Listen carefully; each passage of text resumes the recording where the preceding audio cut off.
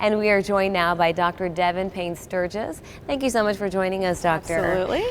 Tell us, what's the main focus of your workshop? Yes, so the focus of the workshop this afternoon is on applying system dynamics modeling to better understand cumulative exposures affecting children's neurodevelopment, with the hope that this would spur, I would say, more robust policy responses to address those impacts. Sounds amazing. Anytime you deal with children and find out how their bodies work, why do we need to have a better understanding of the effects of complex environmental factors on neurodevelopment as a whole? Yeah, so children are exposed to multiple chemical toxicants in their environment, along with other social stressors that impact their neurodevelopment and cognitive abilities.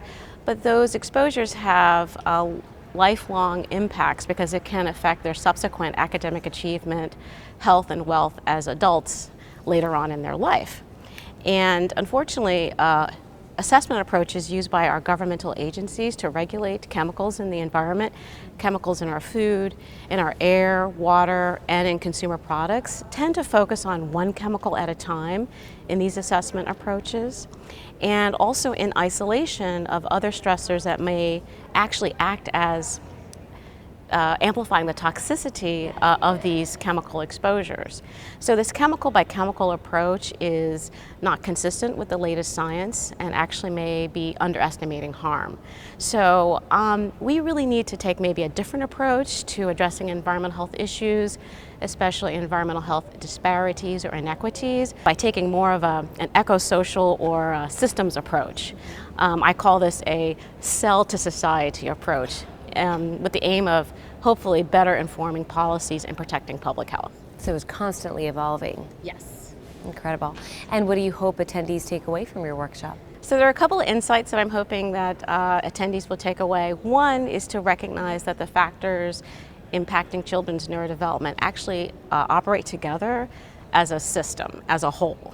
Another insight I'm hoping people take away is to recognize that risk factors can actually interact with each other through feedback mechanisms. And this is a little bit different than the way we typically think about risk factors.